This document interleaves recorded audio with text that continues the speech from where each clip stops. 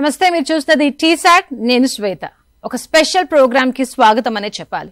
ఈ రోజు మనం మాట్లాడుకోబోతున్న సబ్జెక్ట్ వచ్చేసి నవ సమాజ నిర్మాణంలో యువత భాగస్వామ్యానికి సంబంధించి మనం మాట్లాడుకోబోతున్నాం. నాతో ఉన్నారు ఒక స్పెషల్ గెస్ట్.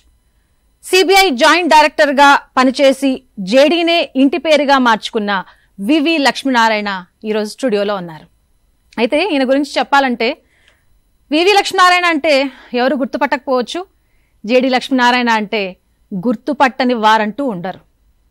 సిబిఐ అధికారిగా కంటే ఎక్కువగా ఒక వ్యక్తిత్వ వికాస నిపుణుడిగా వేలాది మంది విద్యార్థులకు తన మాటలతో లక్ష్యం వైపు ఒక మార్గాన్ని చూపిస్తున్నారు లక్ష్మీనారాయణ గారు. విద్యా వినయం, చదువు సంస్కారం, ఇదే పూర్తి స్థాయి విద్యాభ్యాసం అంటారు జేడీ లక్ష్మీనారాయణ గారు. చదువుకున్న ప్రతి వ్యక్తి సమాజానికి అవసరం పడాలి, లేకపోతే ఆ చదువు వృధా అంటారు ఆయన. అయితే ఇలాంటి చక్కని మాటలతో యువతను మార్గం వైపు, వాళ్ళు పెట్టుకున్న లక్ష్యం వైపు నడిపిస్తున్నారు లక్ష్మీనారాయణ గారు. ఆయన మనతో ఉన్నారు. హలో అండి. నమస్కారం శ్వేత. నమస్కారం. Welcome to TSAT. Good to see you. మిమ్మల్ని కూడా చాలా సంవత్సరాల తర్వాత కలిసి. అయితే వ్యక్తిత్వ వికాసం అనగానే మనకు గుర్తొచ్చే వ్యక్తి గురించి మనం ఒకసారిగా అనుకుంటే సిగ్మండ్ ఫ్రాయిడ్ గురించి మనం ఒకసారి ఆయన గురించి మనం అనుకొని ఆ తర్వాత మనం మాట్లాడుకోవచ్చు. అంటే ఆయన సిద్ధాంతాలు చాలా పెద్దవి.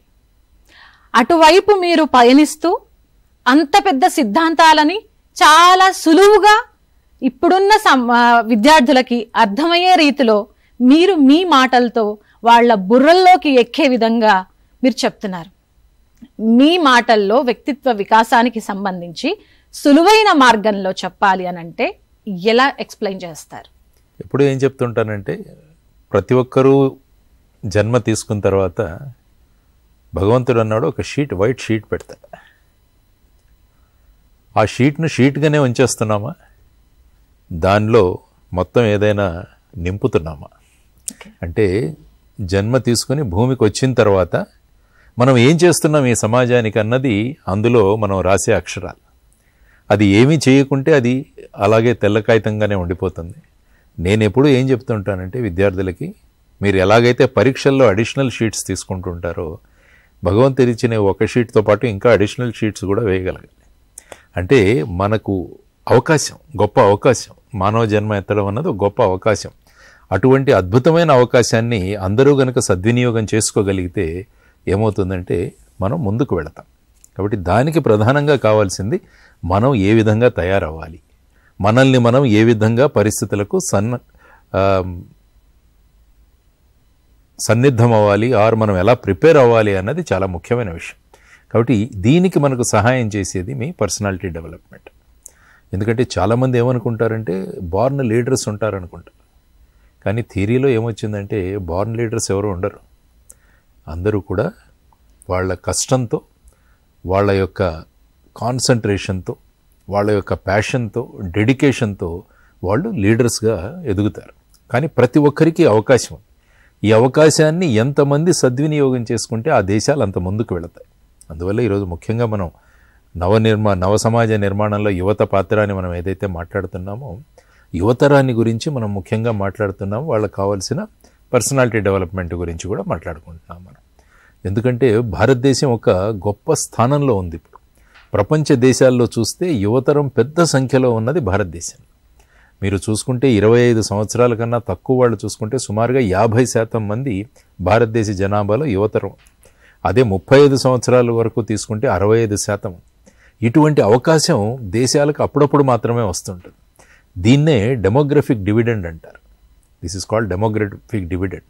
కాబట్టి ఈ విధమైన అవకాశం భారతదేశానికి దొరికింది. కాబట్టి ఇప్పుడు ఈ యువతరాన్ని మనం ఏ విధంగా వాళ్ళను ప్రిపేర్ చేయాలి, వాళ్ళని ఏ విధంగా సన్నద్ధం చేయాలి అన్నది మన లాంటి వాళ్ళ మీద అవలంబన. అంటే మన తల్లిదండ్రులు, ఉపాధ్యాయులు, సమాజం, మనం అందరం కలిసి వీరికి గనక చక్కని బాటను నిర్మించగలిగితే వీళ్ళలో ఉన్న అద్భుతమైన శక్తి ఏదైతే ఉందో ఆ శక్తిని మనం మంచి పనులకు వినియోగించవచ్చు. ఇప్పుడు మనం వర్షాల్లో ఉన్నాం, వరదలు చూస్తున్నాం. వరదలు ఎందుకు వస్తున్నాయంటే నీటిలో ఉన్న శక్తిని మనం దాన్ని ఒడిసి పట్టుకోకుండా దాన్ని వదిలేస్తే అది నాశనం చేస్తుంది. అదే నీటిని మనం చక్కగా వినియోగించుకుంటే ఏమవుతుందంటే పంట పొలాలకు నీళ్ళు వస్తాయి, లేకుంటే ఎలక్ట్రిసిటీ వస్తుంది. కాబట్టి how you are using the energy. అందుకనే సిరివెన్నెల సీతారామశాస్త్రి గారు బ్రహ్మాండంగా అంటారు, దేహముంది, ప్రాణముంది, నెత్తురుంది, సత్తు ఉంది, ఇంతకన్నా సైన్యముండునా అంటాడు. కాబట్టి అటువంటి సైన్యం మన దగ్గర ఉంది. కాబట్టి ఈ సైన్యాన్ని ఏ విధంగా తయారు చేయాలన్నదే ముఖ్యంగా మీరు మీ సోకాల్డ్ ఈ వ్యక్తిత్వ వికాసం కావచ్చు, మనుషుల్ని, యువతరాన్ని ఆ విధంగా తయారు చేయడం కావచ్చు. ఆ విధంగా మనం ముందుకెళ్ళాలని అనుకుంటాను నేను ఇప్పుడు. రైట్. అయితే భారతదేశంలో యువత చాలా ఎక్కువ సంఖ్యలో ఉంది. దీన్ని ఏ విధంగా చూడాలి, వాళ్ళని భారతదేశానికి ఉపయోగపడే విధంగా తయారు చేయాలి అని అంటే ఏ విధంగా చెయ్యాలి? అందులో ముఖ్యంగా మనం చేసుకోవాల్సిన 2-3 అంశాలు ఉన్నాయి. అందులో చాలామందిని మీరు గమనిస్తే అందరూ విద్య అన్నది అందరూ తీసుకుంటున్నారు. అందరూ స్కూళ్ళకు వెళ్తున్నారు, కాలేజీకి వెళ్తున్నారు, యూనివర్సిటీలకు వెళ్తున్నారు, చదువుకుంటున్నారు. కానీ యాక్చువల్గా నెల్సన్ మండేలా గారు ఏమన్నారంటే విద్య అనేది ఒక ప్రభావవంతమైన ఆయుధం అంటారు ఆయన, ప్రపంచాన్ని మార్చడానికి. కానీ అందరూ విద్య తీసుకుంటున్నా కూడా కొంతమందే దాన్ని ఆ విధంగా మార్పు కోసం కొంతమందే తయారవుతున్నారు. దానికోసం ప్రధానంగా మనం కొన్ని విషయాలను మనం గమనించాలి. ఎవరైతే ఇంతకుముందు నేను చెప్పినట్టు డెడికేషన్తో, అంటే అంకిత భావంతో, తర్వాత ప్యాషనేట్గా అంటే మక్కువతో ఎవరైతే పని చేస్తారో వాళ్ళు మార్పులను తీసుకురాగలరు. ఎందుకంటే అందరూ చదువుకుంటున్నారు కానీ కేవలం కొంతమంది మాత్రమే ఈ విధమైన మార్పును తీసుకురావడానికి వాళ్ళు ప్రయత్నిస్తున్నారు. దానికోసం చాలామంది చేయకపోవడానికి ప్రధానమైన కారణం ఏంటంటే చేసే పనిలో మక్కువ లేకపోవడం, చేసే పనిలో వాళ్ళ ఇన్వాల్వ్మెంట్ ఉండకపోవడం, తర్వాత డెడికేషన్ ఉండకపోవడం. కాబట్టి నేను ముఖ్యంగా యువతరానికి చెప్పడం ఏంటంటే ఏ పని అయితే మీరు చేస్తారో ప్యాషనేట్గా చేయండి, డెడికేషన్తో చేయండి, మక్కువతో మరియు ఇన్వాల్వ్మెంట్తో, అంకిత భావంతో చేయగలిగితే వారందరూ కూడా అద్భుతమైన విజయాలు సాధించగలరు. కేవలం దీనితో పాటు అనేక విషయాలు కూడా వాళ్ళు చేసుకోవాలి. ఎందుకంటే మనం ఎప్పుడు కూడా నిత్య విద్యార్థిగా ఉండాలి. సాధారణంగా ఏమనుకుంటున్నానంటే నేను BA చదువుకుంటున్నాను కాబట్టి BAనే చదువుకుంటాను, BSc చేస్తున్నాను కాబట్టి నాకు మిగతా విషయాలు అవసరం లేదు, ఈ విధంగా చాలామంది అనుకుంటారు. కానీ ప్రస్తుతం మనకు కావాల్సింది ఏంటంటే అనేక విషయాల్లో పరిజ్ఞానం, తరువాత నేర్చుకుందామన్న తపన ఉండాలి. కాబట్టి you should always be a student అంటారు. దీనికోసం నేను ఎప్పుడు చెబుతుంటాను, సోక్రటీస్ గారిని విషమిచ్చి ఆయనకు మరణశిక్ష విధించడమే. ఆయన జైల్లో ఉన్నప్పుడు మరుసటి రోజు ఆయనకు విషం ఇచ్చాల్సిన పరిస్థితి. రాత్రి ఆయన పక్క సెల్లో ఉన్న ఖైదీ ఒక బ్రహ్మాండమైన పాట పాడుతుంటే అతను విన్నాడు. విని ఆ ఖైదీని లేపి ఏమని అడిగాడంటే నాకు ఆ పాట నేర్పిస్తావా అన్నాడు.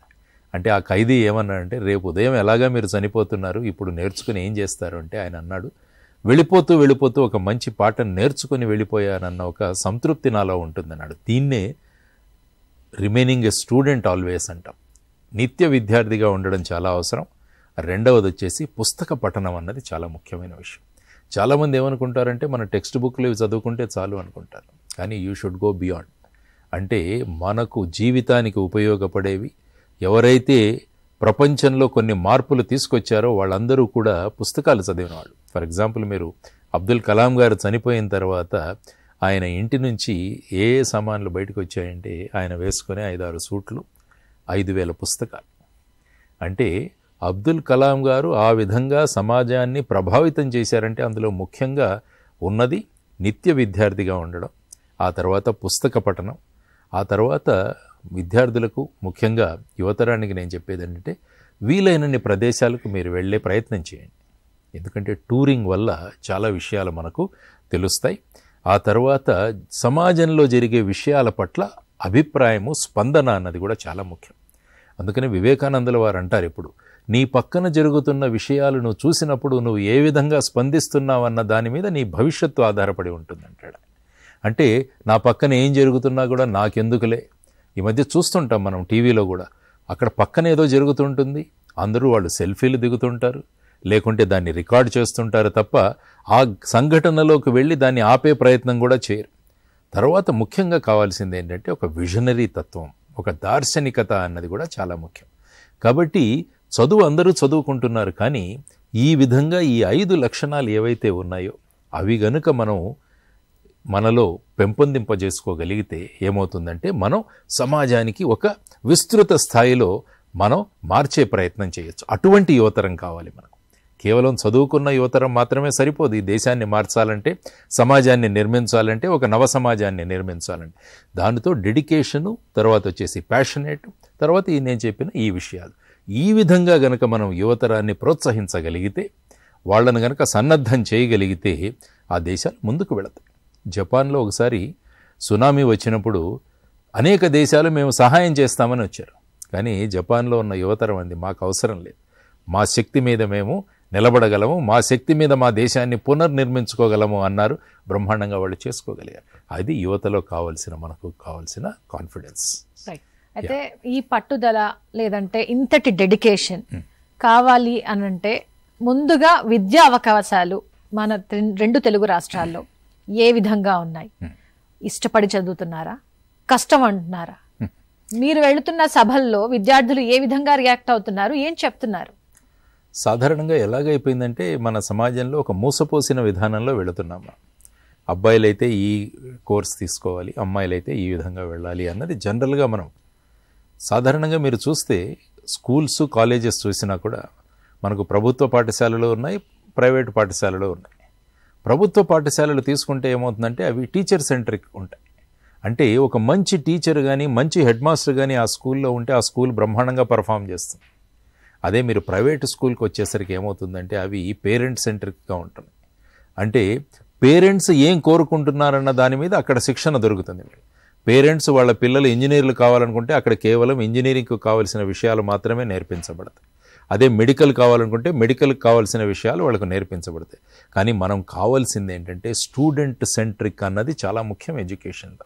అంటే విద్యార్థి ఏం కావాలని కోరుకుంటున్నాడు, విద్యార్థిలో ఉన్న లక్షణాలేంటి, ఆ విద్యార్థి ఏ విధంగా ముందుకు వెళదాం అనుకుంటున్నాడు, అది గనక మనం పరిశీలించగలిగితే ఏమవుతుందంటే అప్పుడు కొత్త ఇన్నోవేషన్లు వస్తాయి.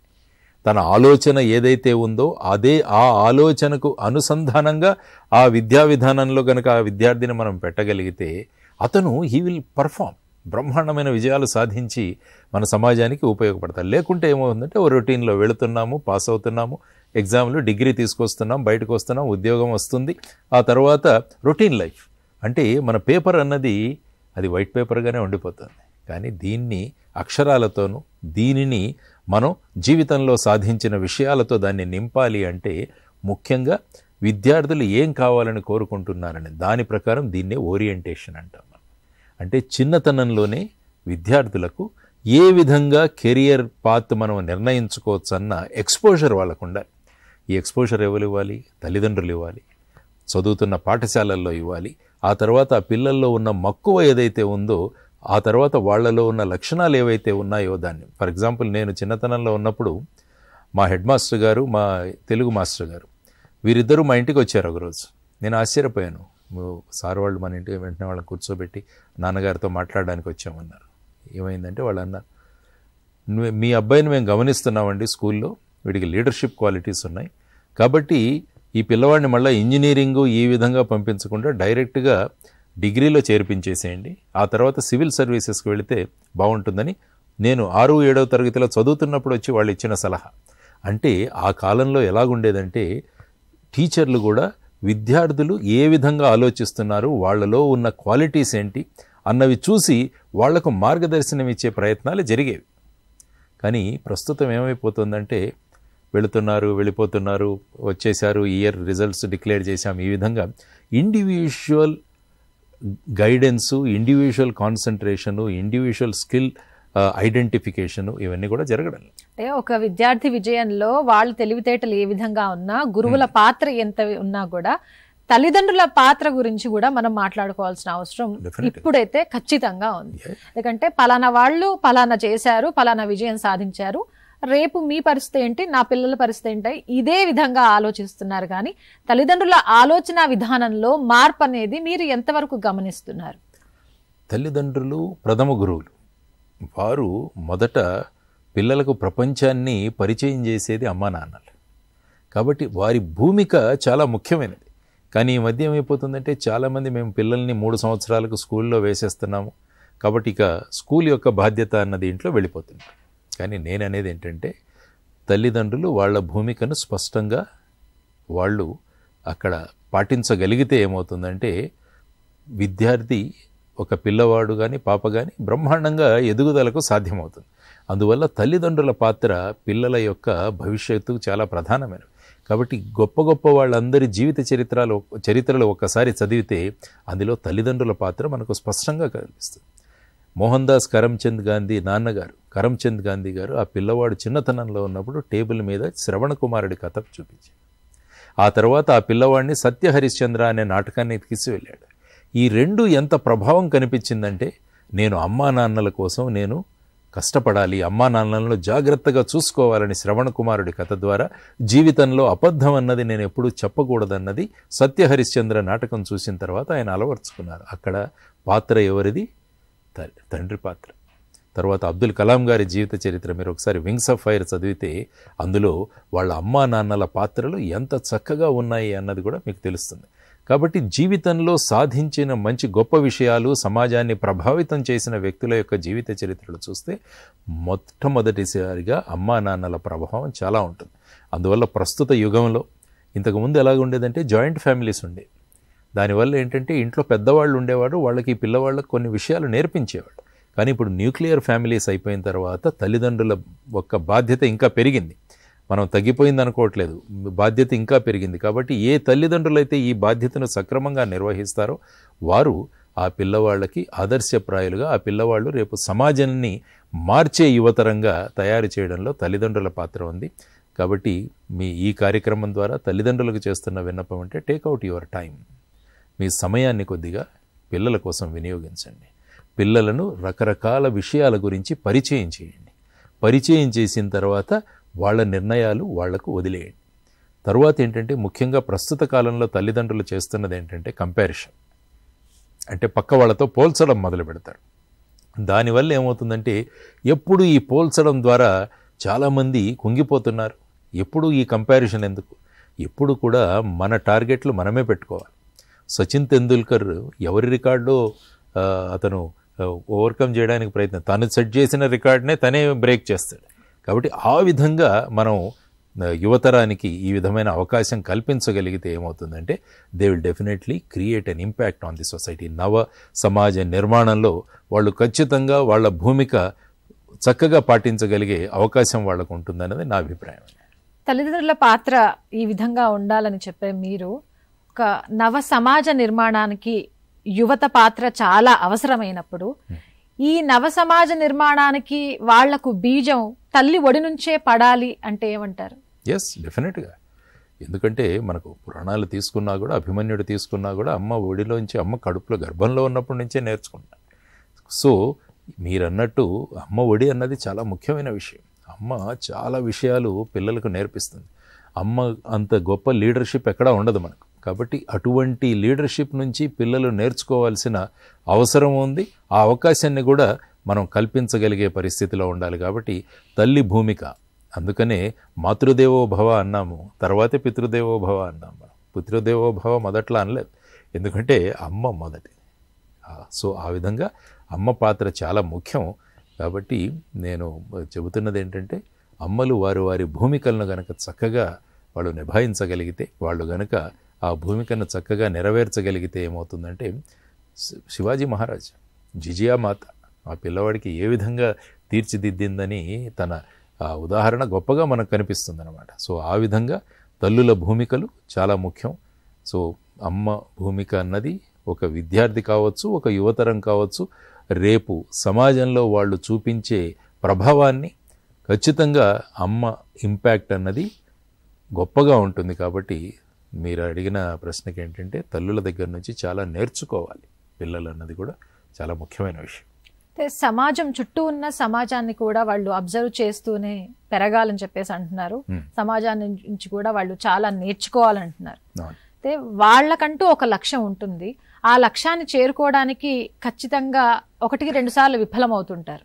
ఆ విఫలమయ్యే తరుణంలో వాళ్ళు ఆలోచనలు డీవియేట్ అయిపోయి ఆలోచన ఇంకేటో మళ్ళించి ఎటో వెళ్ళిపోయి ఈ సమాజం కోసం వాళ్ళు ఆలోచించి వాళ్ళు చెప్పే ఆలోచనల్ని ఆచరణలోకి తీసుకోవాలని కొంతమంది, లేదు నేను ఫెయిల్ అయిపోయానని చెప్పేసి ఇంకొంతమంది ఇంకా తీసుకోరాని నిర్ణయం తీసుకొని కొంతమంది ఏం చేస్తున్నారో మనం చూస్తూనే ఉన్నాం.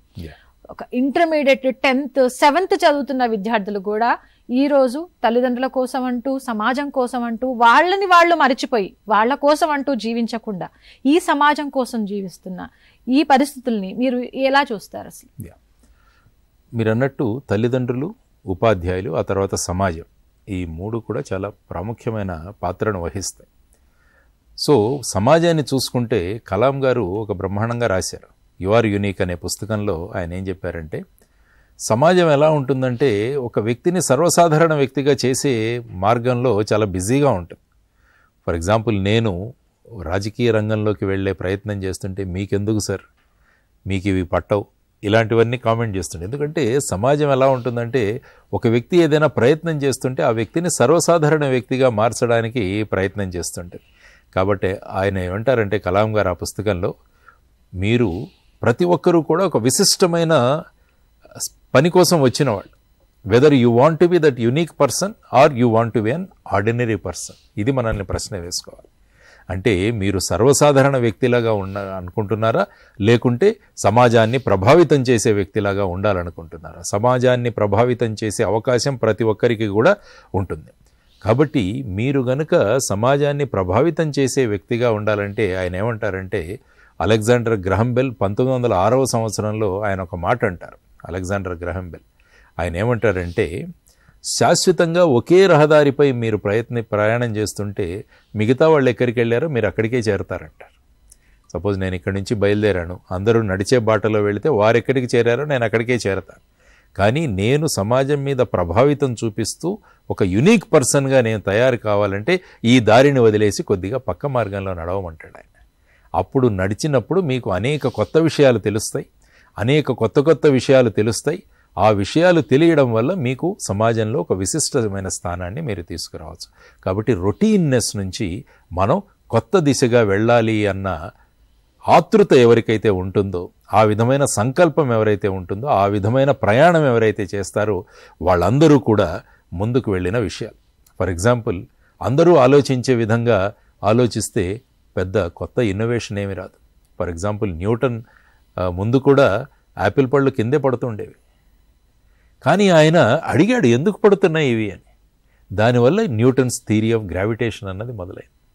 అలాగా మనం చూసుకుంటే రకరకాల సందర్భాలు, ఇప్పుడు మీరు విపరీతంగా వాడుతున్న యాప్స్ ఏవైతే ఉన్నాయో, మీ ఓలా కావచ్చు, ఊబర్ కావచ్చు, ఓలా ఊబర్, తర్వాత మీరు యూజ్ చేసే స్విగ్గీ కావచ్చు, జొమాటో కావచ్చు, రెడ్ బస్ కావచ్చు, ఇవన్నీ కూడా ఏంటంటే సర్వసాధారణమైన బాటలో నడిచే వాళ్ళు కనిపెట్టినవి కావు. ఇవన్నీ కూడా ఇంతకుముందు అడ్రస్ అందరికీ తెలిసేదండి, ఇప్పుడు మ్యాప్స్ పెట్టుకుంటే గానీ ఇంటికి వెళ్ళలేని పరిస్థితి. అంటే ఏంటంటే ఇప్పుడు విస్తారం అయిపోయే కొద్దీ ఏమిటంటే మనిషి బిజీగా అయిపోవడం వల్ల ఏమవుతుందంటే మనం టెక్నాలజీ అన్నది ఉపయోగించుకోవడం అన్నది. ఇప్పుడు మీరు చూసుకుంటే కోవిడ్లో మనం ఎక్కడికి వెళ్లకుండా ఒకరినొకరు మనం చూసుకోగలిగాం, మాట్లాడగలిగాం, మనం కాన్ఫరెన్సులు పెట్టగలిగాం. కానీ ఇదే మాయాబజార్లో చూపించినప్పుడు ఏమన్నారు, ఇది సాధ్యమా అన్నారు. శశిరేఖ అభిమన్యుడి చూసినప్పుడు ఆ పెట్టె ఇస్తాడు కృష్ణుడు, ఆ పెట్టె ఇచ్చినప్పుడు ఇది మనసులో ఉన్న వాళ్ళను మనం చూసుకోవచ్చు అంటే అప్పుడు అన్నారు, చాలా మంది నవ్వారు, ఇది ఎలా సాధ్యమని. తర్వాత వచ్చింది మనకు స్కైప్ వచ్చింది, ఇంతటి టెక్నాలజీ అప్పుడే చూపించారు. అంటే అది ఐడియా, దాన్నే ఇన్నోవేషన్కి మొదట ఏంటంటే ఐడియా. అందువల్ల యువతరానికి ఈరోజు ఈ కార్యక్రమంలో నేను చెబుతున్నది ఏంటంటే, ఆల్వేస్ కీప్ థింకింగ్, కొత్త విషయాల గురించి ఆలోచించండి. అప్పుడు మీకు పరిశోధనలు చేస్తూ ఒక ఇన్నోవేషన్ని తీసుకురాగలవు. ఎప్పుడైతే ఒక ఇన్నోవేషన్ తీసుకొస్తారో మొత్తం ఆ దేశ చరిత్రే మారిపడుతుంది. ఇప్పుడు చూడండి, ఫర్ ఎగ్జాంపుల్ యాపిల్ సంస్థ లాంటిది అమెరికాలో వాళ్లకున్న అసెట్స్ కానీ వాళ్లకున్న జీడిపి చూసుకుంటే మన దేశం జీడిపి అంత సమానంగా ఉంటుంది. దానికి ఏంటంటే ఒక ఐడియా, అన్ని విషయాలను పొందుపరిచి ఒక ఫోన్ రూపంలో తీసుకొచ్చాడు స్టీవ్ జాబ్స్. కాబట్టి ఆ విధమైన ఆలోచనలు గనక యువతరం చేయగలిగితే అప్పుడు ఏమవుతుందంటే ఒక సమాజం నిర్మాణం అవుతుంది. అంటే సమాజ నిర్మాణం అంటే సామాజిక పరిస్థితులు, ఆర్థిక స్థితులు, తర్వాత వచ్చేసి మనం గమనించాల్సిన అనేక ఆర్థిక విషయాల్లో కూడా మన ఆలోచనలు పనిచేస్తాయి, సమాజాన్ని మార్చడానికి కూడా మన ఆలోచనలు పనిచేస్తాయి. ఆ విధంగా సోషల్, ఎకనామిక్ అండ్ పొలిటికల్ కూడా, అంటే ఈ డెమోక్రసీలో అన్నిటినీ కంట్రోల్ చేసేవి రాజకీయాలు. కాబట్టి విద్యార్థులు ముఖ్యంగా ఈ దిశగా కూడా ఆలోచించాలంటారు. ఈ 3 దిశలు, సామాజిక విషయాలు, ఆర్థిక విషయాలు, రాజకీయ విషయాలు, పొలిటికల్, ఈ 3 ఎప్పుడైతే విద్యార్థులు ఆలోచించడం మొదలు పెడతారో అప్పుడేమవుతుందంటే ఒక సమాజం మారుతుంది. ఎందుకంటే మనకు విద్యార్థి భూమిక చాలా అవసరం. మనకు విద్యార్థులు, యువతరం చాలా భూమిక. అందుకనే శ్రీశ్రీ గారు కూడా అన్నారు, కొంతమంది యువకులు ముందు యుగం దూతలు అంటాడు, పావన నవని జీవన నిర్మాణ నిర్ణేతలు అంటారు. కాబట్టి ఆ విధమైన ఆలోచనలతో మనం ముందుకు వెళ్ళాలి అన్నది మన అందరి సంకల్పం. కాబట్టి తల్లిదండ్రులు, ఉపాధ్యాయులు, సమాజం ఏదైతే సర్వసాధారణ వ్యక్తిగా తయారు చేసే ప్రయత్నం చేస్తుందో ఆ ప్రయత్నాన్ని తట్టుకొని ఎవరైతే ముందుకు వెళ్ళి వాళ్లలో ఉన్న విశిష్టమైన గుణగణాలను చూపించగలరో వారే సమాజ నిర్మాతలుగా వారికి ఒక విశిష్టమైన స్థానాన్ని కూడా వాళ్ళు తయారు చేసుకోగలరు. దీన్నే కల్చర్ ఆఫ్ ఎక్సలెన్స్ అంటారు అబ్దుల్ కలాం గారు. So you have to create a culture of excellence around అంటాడు. అందువల్ల ఆయన ఏమంటారంటే, మీ స్టాండర్డ్స్ మీరే సెట్ చేసుకోండి, మీ స్టాండర్డ్స్ను మీరే అధిగమించండి. మనం హై జంప్ చేస్తున్నప్పుడు సాధారణంగా ఒక పోల్ పెడతారు, దాన్ని జంప్ చేసిన తర్వాత మళ్ళా పైకి పెడతారు. ఆ విధంగా you set your own standards అంటారు ఆయన. ఆ తర్వాత don't compete with others, compete with your self అంటాడు ఆయన. నీతో నువ్వు పోటీ పడు. అప్పుడు ఏమవుతుందంటే you will develop a culture of excellence అంటారు. ఆ తర్వాత ఆయన కోరేది ఏంటంటే యునీక్ పర్ఫార్మెన్స్. ప్రతి ఒక్కరూ కూడా విశిష్టమైన పర్ఫార్మెన్స్ ఇవ్వగలగాలి, వాళ్ళ ప్రదర్శన చేయగలగాలి. దానికి ఆయన ఏమంటారంటే, జీవితంలో ఒక లక్ష్యాన్ని పెట్టిరుకోండి, ఆ లక్ష్య సాధన కోసం మీరు జ్ఞానాన్ని నిరంతరం మీరు తీసుకొస్తూ ఉండండి, జ్ఞానాన్ని పొందుతూ ఉండండి. ఆ తర్వాత ఆయన ఏమంటాడంటే, కష్టపడి పని చేయండి. ఇప్పుడే మీరు అన్నారు, వాళ్ళు కష్టపడి పని చేస్తున్నారా లేకుంటే ఇష్టపడి పని చేస్తున్నారా? Hard work is very very important. ఈ మధ్య యువతరం ఏమనుకుంటారంటే స్మార్ట్ వర్క్ చాలా ఇంపార్టెంట్ అనుకుంటారు, కానీ there is no replacement for hard work. కాబట్టి కష్టపడి పని చేయడం. ఆ తరువాత చిన్న చిన్న సమస్యలు వస్తుంటాయి, మనం వెళుతున్నప్పుడు అనేక సమస్యలు వస్తుంటాయి. ఈ సమస్యలన్నింటినీ కూడా ఎదుర్కొనగలిగే క్షమత, ఆ విధమైన ఓపిక మనకు కావాలి. ఆ ఓపిక లేనప్పుడు ఏమవుతుందంటే చాలామంది దాని నుంచి పక్కకు వెళ్ళిపోయి మళ్ళా సర్వసాధారణ వ్యక్తులుగా మారుతుంటారు. అందువల్ల సర్వసాధారణ వ్యక్తులుగా కాకుండా మీకంటూ ఒక విశిష్టమైన స్థానాన్ని సంపాదించుకుంటే develop the culture of excellence and you have to have unique performance. అందరికన్నా మీకు విశిష్టమైన పర్ఫార్మెన్స్ ఎప్పుడైతే మీరు ఇవ్వగలరో అప్పుడు సమాజాన్ని శాసించే స్థాయికి లేకుంటే సమాజాన్ని నిర్మించే స్థాయికి మీరు ఎదుగుతారన్నవి మనకు అనేకమైన ఉదాహరణలు ఉన్నాయి. సో ఆ విధమైన ఉదాహరణలతో యువతరం ముందుకు వెళ్ళాలని మనం అంతా కూడా కోరుకోవాలి. నవ సమాజ నిర్మాణంలో యువత భాగస్వామ్యానికి సంబంధించి మాట్లాడుతున్నాం. ఈ కార్యక్రమంలో మీరు భాగస్వాములు కావాలి అంటే ఒక ఫోన్ కాల్ ద్వారా కావచ్చు, స్క్రీన్ మీద స్క్రోల్ అవుతున్న నంబర్స్ కి కాల్ చేసి జేడి లక్ష్మీనారాయణ గారితో మీరు మాట్లాడవచ్చు. అయితే ఇందాక మీరు చెప్తున్నారు, చుట్టూ ఉన్న పరిసరాలని గమనించాలి, బట్టి చదువులు కావద్దు, ఒక ఇన్నోవేటివ్ థాట్స్ రావాలి. ఉన్న చదువుకోవడానికే మాకు సరిపోతుందండి, ఇంకా ఇన్నోవేటివ్ థాట్స్ ఎక్కడి నుంచి వస్తాయి అని చెప్పేసి యువతలోంచి ఒక క్వశ్చన్ రేజ్ అయిపోతుంది. అయితే బట్టి చదువులు ఈ యువతని నేటి సమాజం నుంచి దూరం చేస్తున్నాయా, ఏమంటారు మీరు? అంటే దీన్నే రోట్ లెర్నింగ్ అంటాం మనం. అందుకనే న్యూ ఎడ్యుకేషన్ పాలసీ అన్నది తీసుకురావడం జరిగింది. ఇప్పుడు మీరు చూస్తే కొత్త ఎడ్యుకేషన్ పాలసీ వచ్చింది, విద్యా విధానం మనకు ప్రవేశపెట్టారు. ఇప్పుడు అందులో ఏంటంటే విద్యార్థులకు వాళ్ళు కావాల్సిన విషయాలు వాళ్లే ఎంచుకోవడం, తరువాత ఒక మూసపోసిన విధానం కాకుండా అనేక విషయాలు నేర్చుకోవడానికి కూడా వాళ్ళకి అవకాశం కల్పించడం చాలా అవసరం. అవకాశం లేకపోవడం వల్ల ఏమవుతుందంటే ఇదే చదువు అనుకుంటున్నారు. అందువల్ల ఎప్పుడూ కూడా చదువుకి అక్షరాస్యతకి మనం డిఫరెన్సియేషన్ చేసుకోగలగాలి. మనం ఎప్పుడు కూడా విద్యను అభ్యసించాలి. అదే మండేలా గారు అన్నారు, విద్య అన్నది ఒక అత్యంత శక్తివంతమైన ఆయుధం, ఇది సమాజాన్ని మార్చడానికని. కాబట్టి మనం అందరం నేర్చుకోవాల్సింది విద్య. ఇప్పుడు ఏమవుతుందంటే మీరు అన్నట్టు ఈ రొటీన్ లెర్నింగు, రోట్ లెర్నింగు, బట్టి చదువులు, వీటి వల్ల ఏమైపోతుందంటే వాళ్ళలో ఇంట్రెస్ట్ ఉండట్లేదు, ఎందుకు చదువుతున్నామో కూడా తెలియట్లేదు. ఎగ్జామ్ పాస్ అవ్వాలి కాబట్టి చదువుతున్నామన్న ధోరణి వచ్చేసింది మరి. కాబట్టి చదువుతున్నదన్నది పరీక్షలు పాస్ అవ్వడానికి, ఒక డిగ్రీ తెచ్చుకోవడానికి కాదు, నీలో ఒక కంప్లీట్ మార్పు తీసుకురావడానికి. అందుకనే స్వామి వివేకానందులు అన్నారు, అంటే విద్య అంటే ఏంటంటే ఒక మనిషిని పూర్తిగా పరివర్తన చేసేదే విద్య అన్నాడు. పుస్తకాల్లో రాసి ఉన్నది మెదడులోకి తీసుకురావడం అది విద్య కాదు. ఒక వ్యక్తి యొక్క పరిపూర్ణమైన మార్పుకు ఏదైతే సహకరిస్తుందో అదే నిజమైన విద్య అంటారు ఆయన. సో ఆ విధంగా ఈ బట్టి చదువుల నుంచి మనం బయటికి రావాలి. మనకు ప్రస్తుతం ఉన్న ఎగ్జామినేషన్ సిస్టమ్ ఏదైతే ఉందో దానిలో కూడా మార్పులు తీసుకురావాలి. ఎందుకంటే ఇప్పుడు చూస్తున్నాం పరీక్షల కోసం ఏ విధంగా పోటీ పెరిగిపోయింది. ఇప్పుడు ఎక్కడ చూసినా కూడా పేపర్ లీకేజీలు, ఈవెన్ కేంద్ర స్థాయిలో చూసుకున్నా దేశ స్థాయిలో చూసుకున్నా కూడా ఈ విధంగా, అంటే ఆ పరీక్ష ఎలాగైనా పాస్ అవ్వాలన్న సంకల్పం ఏదైతే ఉందో దానివల్ల ఈ విధంగా వామ మార్గాలు వక్ర మార్గాలు పట్టడానికి కూడా ప్రజలు డబ్బులు ఇచ్చి పేపర్లు కొనుక్కునే స్థాయికి వెళ్ళిపోయింది. సో దీన్ని గురించి కూడా మన ఎగ్జామినేషన్ సిస్టమ్ మారాలి. తర్వాత ఒక పర్ఫార్మెన్స్ వేరుగా ఉండాలి. అంటే ఒక విద్యార్థి డిగ్రీలో జాయిన్ అయిన తర్వాత పైకి వచ్చిన తర్వాత ముగిసిన తర్వాత ఆ విద్యార్థిలో ఏ విధమైన మార్పులు వచ్చాయి, సమాజం పట్ల ఏ విధమైన అభిప్రాయాన్ని ఆ విద్యార్థి ఏర్పరచుకోగలిగారు, సమాజానికి ఏ విధంగా ఆ విద్యార్థి కాంట్రిబ్యూట్ చేస్తున్నాడు, సమాజంలోని పరిస్థితులను మార్చడానికి ఏ విధమైన స్కిల్స్ నైపుణ్యాలు ఏ విధంగా నేర్చుకున్నారనేది చాలామంది. దేశంలో ముఖ్యమైన సమస్య ఏంటంటే నిరుద్యోగ సమస్య. ఇంతమంది చదువుకున్నా కూడా మరి ఉద్యోగాలు లేవు అందరికీ. ఇప్పుడు మొన్న చూస్తే 400 ఉద్యోగాలు వేస్తే సుమారుగా 1,00,000 పైన అప్లికేషన్స్ వేశారు. గత సంవత్సరం 33,000 పోస్టులకి రైల్వే వాళ్ళు ప్రకటిస్తే సుమారుగా 1,25,00,000 మంది అప్లై చేశారు. అంటే ఏమవుతుంది అంటే నిరుద్యోగ సమస్య అన్నది ఎందుకు ప్రబలంగా వెళుతుందంటే వాళ్ళు అంటున్నారు చాలామంది, మా దగ్గర జాబ్స్ ఉన్నాయి కానీ వీళ్ళకు కావలసినన్ని నైపుణ్యాలు లేవు అంటున్నారు. అందువల్ల మీరు చెప్పినట్టు ఆ బట్టి చదువులు ఏవైతేనా దాని నుంచి మార్పు రావాలి.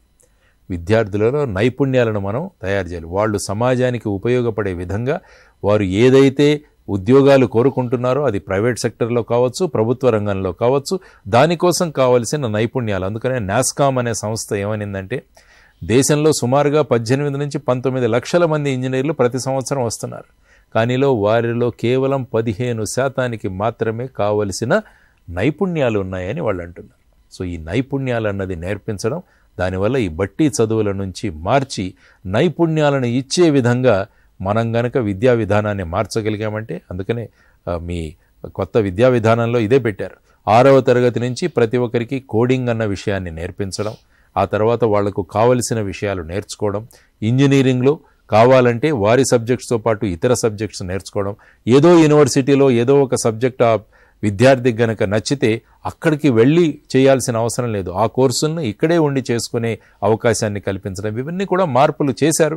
ఈ మార్పుల దిశగా మనం వెళ్ళగలిగితే మనం ఏ విధమైన సమాజాన్ని కోరుకుంటున్నారో ఆ సమాజంలో యువతరం ఖచ్చితంగా వాళ్ళ పాత్ర పోషిస్తారన్నది మనం అనుకోవచ్చు అండి. రైట్, మీతో మాట్లాడడానికి కాలర్ ఉన్నారండి కరీంనగర్ నుంచి. రవి గారు. నమస్కారం సార్. నమస్కారం జేడీ సార్. నమస్కారం. నమస్తే సార్, నేను రవి కరీంనగర్ నుండి. ఎస్ రవి గారు. సార్ నాదొక క్వశ్చన్. అంటే నేను చాలా రోజుల నుండి అబ్జర్వ్ చేస్తున్నా, ఇప్పుడు మీరు కానీ చాలా మంది ఉన్నారు, ఒక 50 స్టేట్ లో ఇంప్రూవ్మెంట్ మంచి జరగాలని ఇన్స్టిట్యూట్ ద్వారా కానీ వేరే వేరే ప్లాట్ఫామ్స్ ఉన్నాయి కానీ మీరు చేస్తున్నారు. అట్లాంటప్పుడు మీరు కానీ ఎవరైనా కానీ టీమ్ వర్క్ కానీ ఇండివిజువల్ కానీ ఒక ప్రూఫ్ ఆఫ్ కాన్సెప్ట్ మీద వర్క్ చేస్తే అది అందరికి సక్సెస్ అయితే ఎక్కువ మందికి అట్రాక్ట్ చేస్తే, ఎవరు ప్రూఫ్ ఆఫ్ కాన్సెప్ట్ మీద వర్క్ చేస్తే మీకు ఒక ఐడియా ఫిలాసఫీ ఉంటుంది, ఇది జరగాలి, విద్యార్థి గెలవాలి అన్నట్టు ఉంటుంది కదా.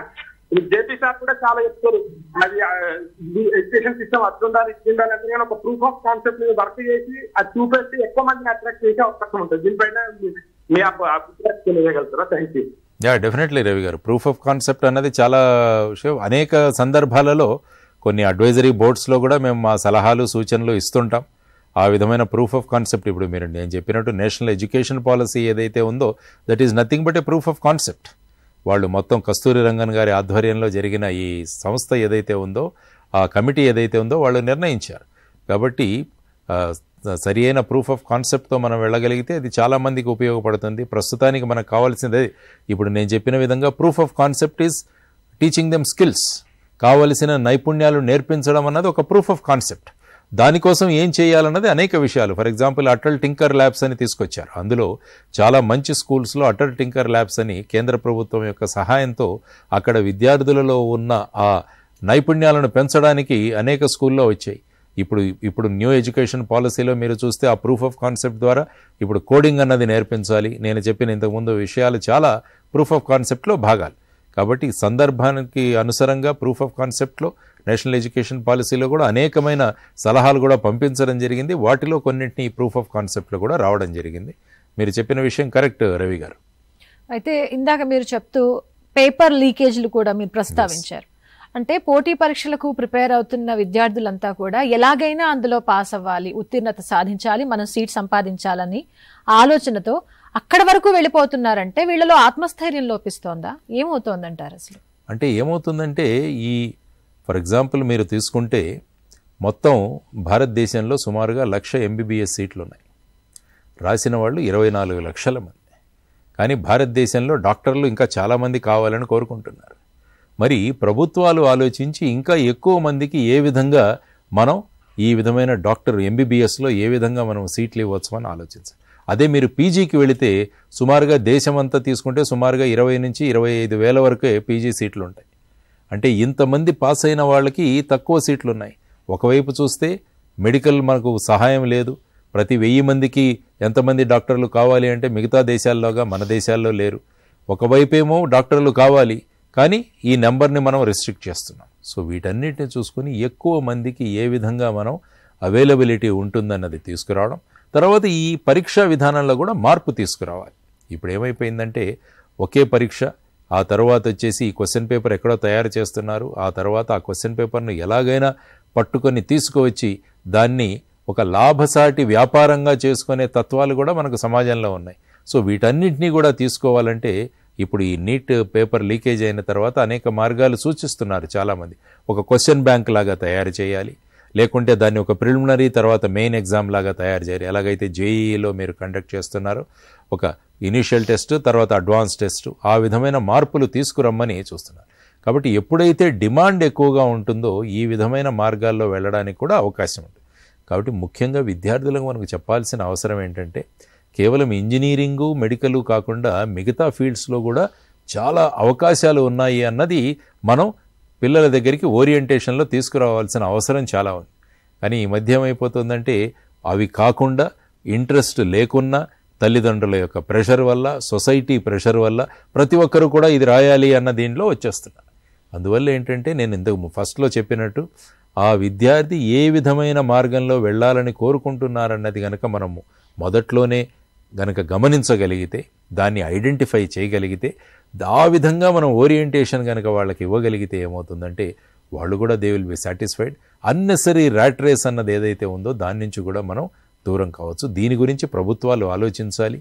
దాని గురించి ఏ విధమైన మార్గాలు తీసుకురావాలన్నది ఇప్పుడు నీట్ ఎగ్జామ్ గురించి సుప్రీంకోర్టులో జరుగుతున్నది. ఐ థింక్ ఈరోజు ఫైనలైజ్ చేస్తారనుకుంటాను దాని గురించి.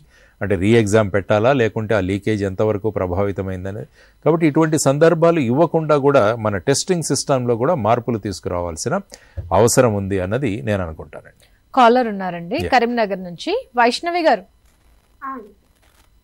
హలో, ఎస్ చెప్పమ్మా. లక్ష్మీనారాయణ గారు వింటున్నారు, చెప్పండి.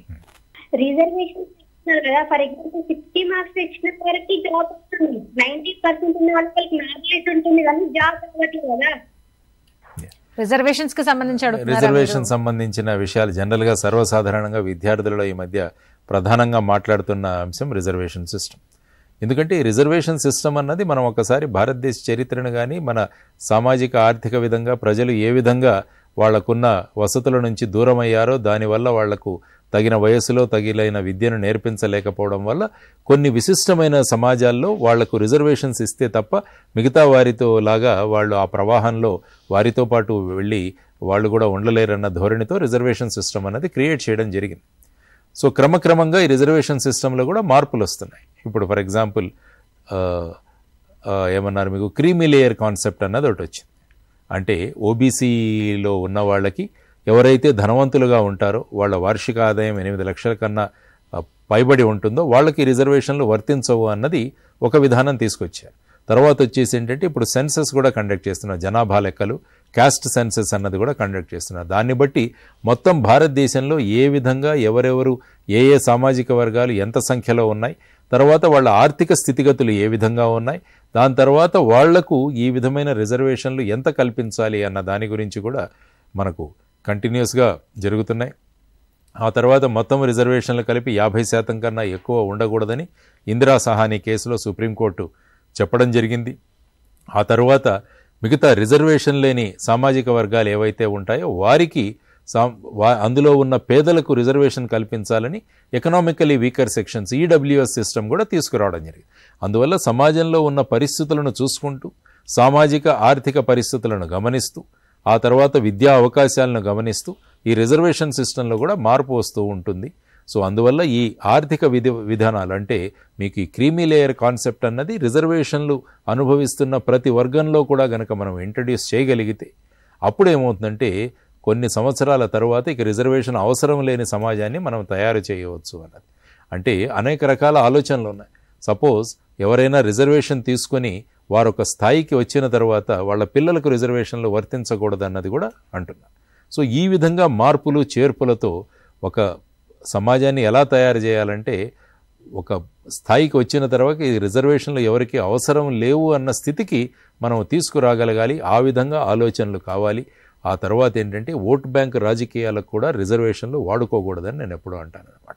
సాధారణంగా ఏమైపోయిందంటే పొలిటికల్ రంగంలో రిజర్వేషన్లు కల్పిస్తామని ఇప్పుడు చూడండి, ఫర్ ఎగ్జాంపుల్ మహారాష్ట్రలో మరాఠాలు, తర్వాత రాజస్థాన్లో జాట్సు, హర్యానాలో జాట్సు, తర్వాత మిగతా అనేక మంది రిజర్వేషన్ల కోసం వారు ప్రయత్నిస్తున్నారు.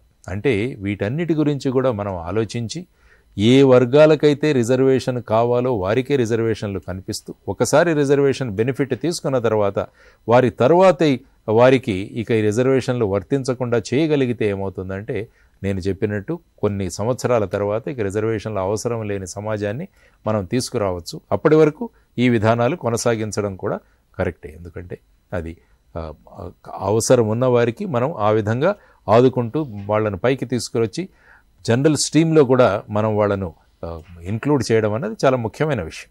సార్ మనం ఇందాక చదువుల గురించి మాట్లాడుతున్నాం, బట్టి చదువులకు సంబంధించి ఫెయిల్యూర్స్కి సంబంధించి మనం ఒకసారి చూసుకున్నట్టయితే చదువులో కానీ ఉద్యోగంలో కానీ ఈ సన్నద్ధతలో వాళ్ళు వెనకంజకు కారణాలు ఏమై ఉంటాయని మీరు గమనించారు? ముఖ్యంగా వెనుకంజకు కారణం లేకుంటే ఫెయిల్యూర్ కారణం అకాడమిక్స్లో తీసుకుంటే ముందు చెప్పినట్టు డెడికేషన్ లేకపోవడం, ఆ తర్వాత ప్యాషనేట్గా ఉండకపోవడం. ఈ రెండింటికి కూడా మనం కారణాలు వెతకాలి. అంటే వాళ్ళు ఇంట్రెస్ట్తో చదువుతున్నారా లేకుంటే ఏదైనా ఫోర్స్తో చదువుతున్నారా అన్నది చూడాలి. ఒక విద్యార్థి ఫర్ ఎగ్జాంపుల్ మంచి చిన్న చిన్న వర్క్స్ తర్వాత క్రియేటివ్గా చేయగలడు. అతన్ని అక్కడికి తీసుకొచ్చి మనం బలవంతంగా ఈ కాలేజీలో చేర్పిస్తే ఏమవుతుందంటే కాన్సన్ట్రేట్ చేయలేడు. He will not have the dedication, ఆ విధమైన ప్యాషనేట్తో ఉండడు.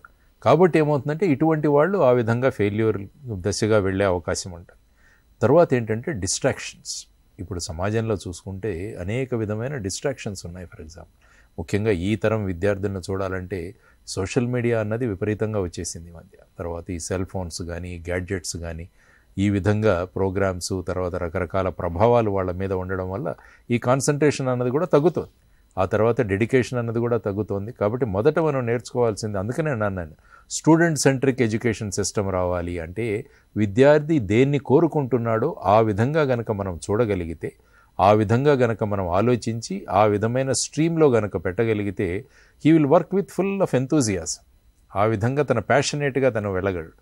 అలా కాకుండా మనం బలవంతంగా రుద్దే ప్రయత్నం చేస్తే ఏమవుతుందంటే చాలామంది ఈ విధమైన అనుభవాలను తీసుకుంటూ వాళ్ళు ఈ విధంగా జీవితంలో సాధించలేము అన్న ఒక రకమైన వైరాగ్య స్థితికి వెళ్ళిపోయి చాలామంది ఈ మధ్య వ్యసనాలకు కూడా లోనవుతున్నారు. వాళ్ళందరూ డ్రగ్స్ కానీ తర్వాత మిగతా ఈ ఆల్కహాలిజం కానీ స్మోకింగ్ కానీ ఇవన్నీ చూస్తే ఏమవుతుందంటే ఆ జీవితంలో వాళ్ళకి ఎదురవుతున్న సమస్యలను తట్టుకోవడానికి ఈ విధంగా అదొక మార్గమని ఎంచుకునే పరిస్థితులు కూడా చాలామందిని మనం చూస్తున్నాం.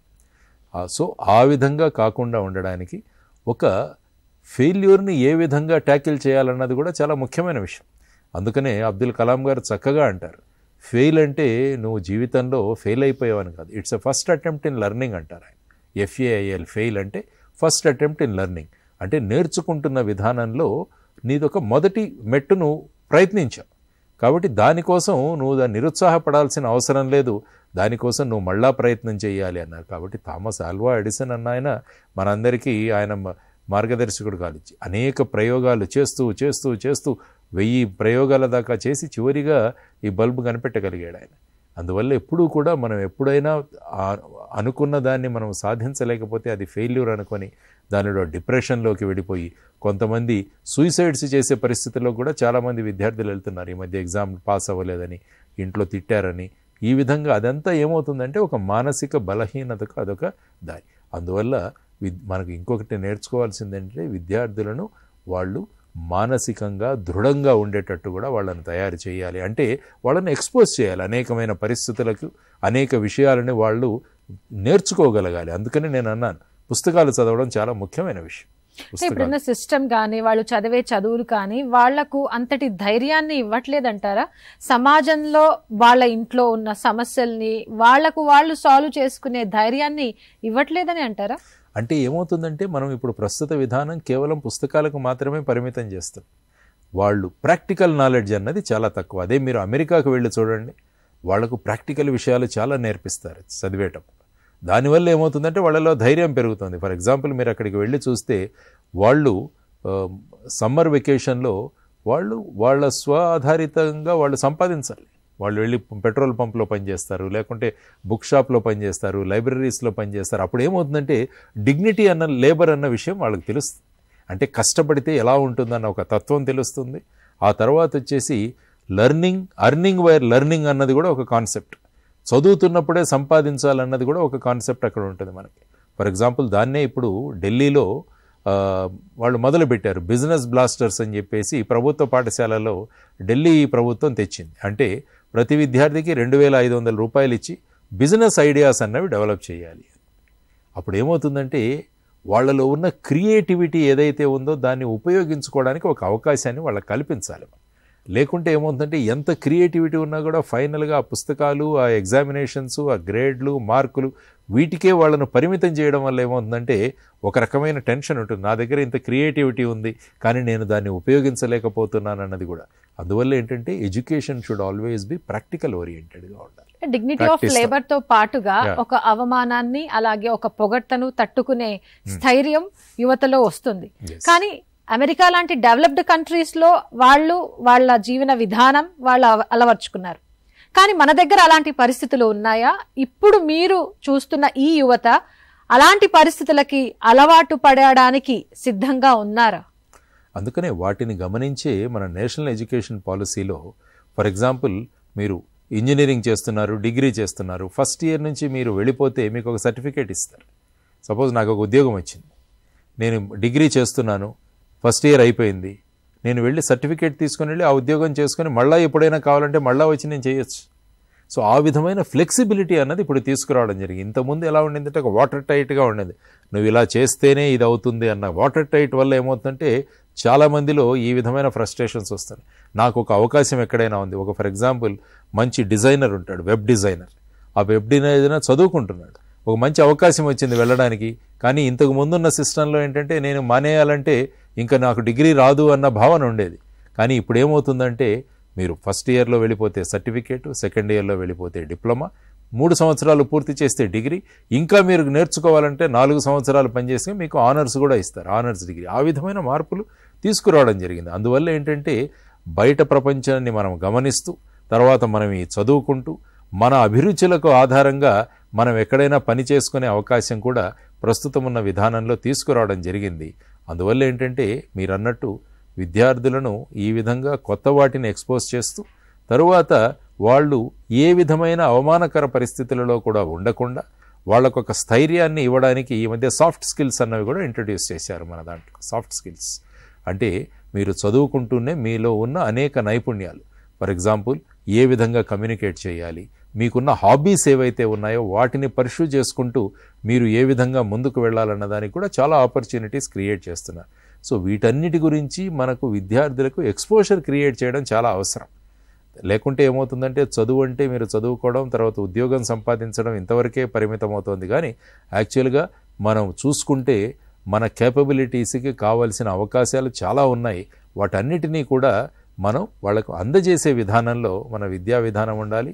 ఈవెన్ లెక్చరర్స్ కానీ టీచర్స్ కానీ ఈ విధంగా రోజుకు ఒక 5 నిమిషాలు కనుక వాళ్ళు సమయం కేటాయించగలిగితే సమాజంలో ఏం జరుగుతోందన్న విషయాలను వాళ్ళకు కనుక వాళ్ళు పరిచయం చేయగలిగితే మీరన్నట్టు ఈ డిప్రెషన్కు గురి అవ్వడం, లేకుంటే ఏదైనా ఫెయిల్యూర్ అవుతే దానికి వెంటనే రియాక్ట్ అవ్వడము, వీటన్నిటి నుంచి వాళ్ళని తగ్గించాలంటే they should be expose to practicality అన్నది మనం ఎక్స్పోజ్ చేయగలం. విద్యార్థులు కొన్ని సందర్భాల్లో బయటకు వచ్చి అల్లర్లు కానీ ధర్నాలు కానీ చేయడం, అందులో పార్టిసిపేట్ చేయడం, వాళ్ళ మీద కేసులు బుక్ అవ్వడం ఇలాంటివి కూడా చూస్తూ ఉంటాం కదండి. అవును. వాటి మీద మీరు ఏ విధంగా రెస్పాండ్ అవుతారు? మీరు పెడుతున్న ఈ సభల్లో విద్యార్థులు దీని మీద ఏమంటున్నారు? యాక్చువల్గా ఏమవుతుందంటే విద్యార్థులలో నాయకత్వ లక్షణాలు కూడా పెంపొందించాల్సిన అవసరం చాలా ఉంది. అందుకనే ఏంటంటే స్టూడెంట్ బాడీస్ అన్నవి ఇంతకుముందు ఉండేవి. కాలేజెస్లో ఎలక్షన్స్ జరిగేవి, స్టూడెంట్ బాడీస్ ఉండేవి. దానివల్ల ఏంటంటే వాళ్లకు ఎలక్షన్ విధి విధానాలు కూడా తెలిసేవి, ఓటు యొక్క ప్రాముఖ్యత ఏంటో తెలిసేది. ఆ తర్వాత విద్యార్థి నాయకత్వం అక్కడి నుంచే మొదలయ్యేది. కానీ గత 25 సంవత్సరాల నుంచి ఏమైందంటే కొన్ని సంఘటనల వల్ల ఈ కాలేజెస్లో ఈ ఎన్నికలు వీటన్నిటినీ కూడా వాళ్ళు క్యాన్సిల్ చేయడం జరిగింది. దానివల్ల ఏమవుతుందంటే ఇక వాళ్ళ ఎమోషన్స్ ఏవైతే ఉన్నాయో, అన్యాయాలు ఏవైతే ఉన్నాయో వాటిని వ్యక్తం చేయడానికి వాళ్ళు రోడ్ల మీదకి వచ్చి మీరు అన్నట్టు ధర్నాలు కానీ ఈ విధమైన విషయాలు కానీ చేసే అవకాశం. కాబట్టి మనం గనక వారికి అవకాశాలు కల్పించగలిగితే ఏమవుతుందంటే వాళ్లకు నాయకత్వ లక్షణాలతో పాటు సమాజంలో ఏ విధమైన మార్పులు యువతరం కోరుకుంటోందన్నది కూడా కాలేజీ స్థాయిలోనే గనక వాళ్ళకు ఉంచగలిగితే అక్కడ ఈ బ్యాలెన్స్ అవుతుంది.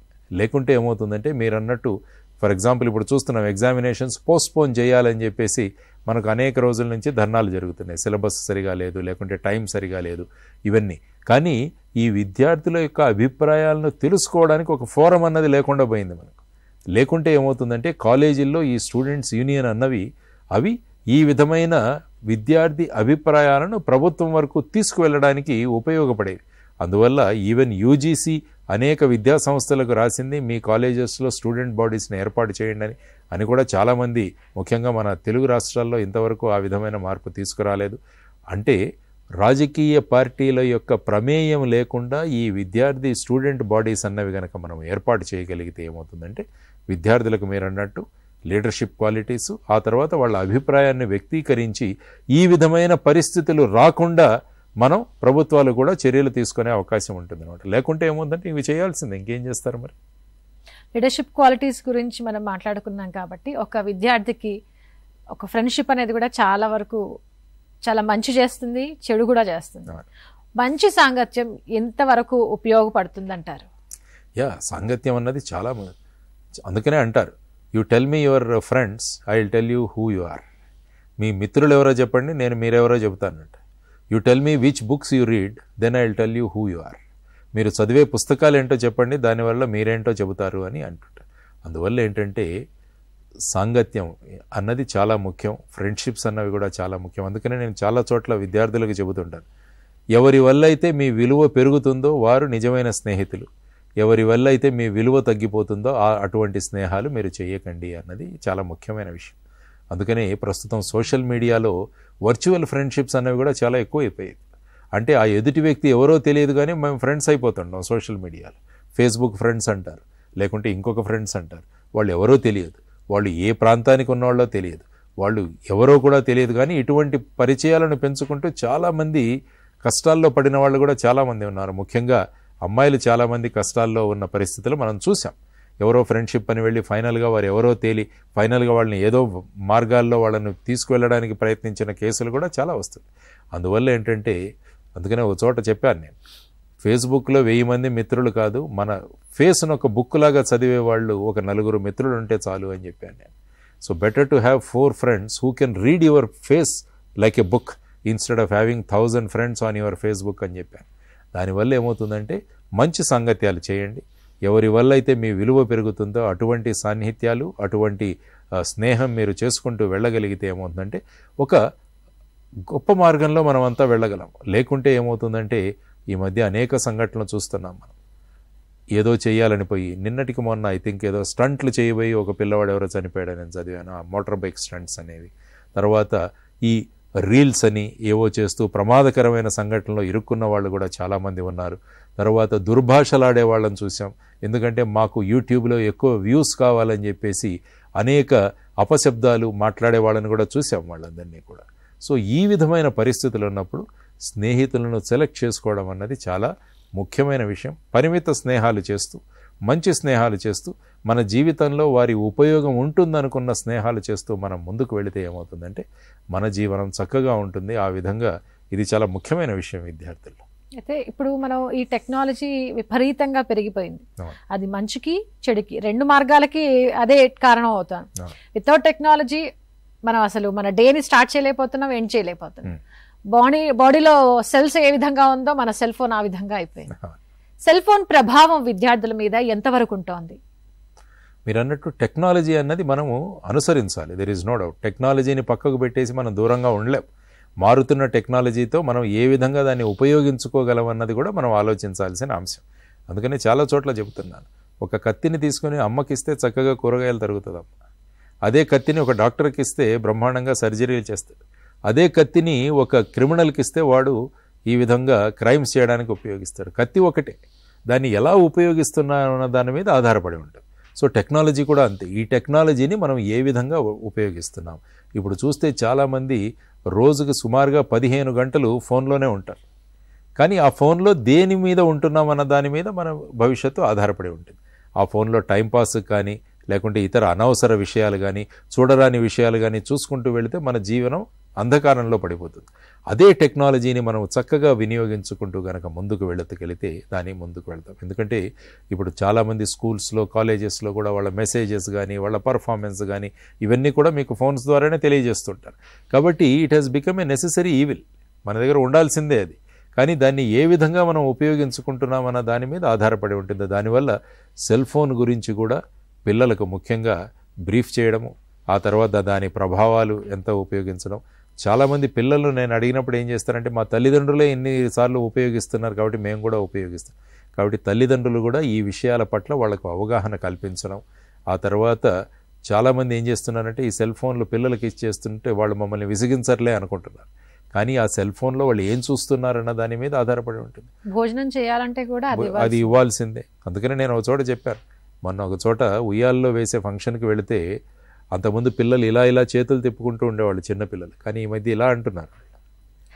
అంటే ఆ ఫోన్లు అంటే అలవాటు పడిపోయారు. ఆ ట్యాబ్లకి ఫోన్లకి అలవాటు పడిపోయి వాళ్ళు ఆ విధంగా ఆ టెక్నాలజీలోనే మునిగి తేలుతున్నారు. కాబట్టి టెక్నాలజీ అన్నది ఎప్పుడు కూడా ఉప్పులాగా ఉపయోగించుకోవాలి.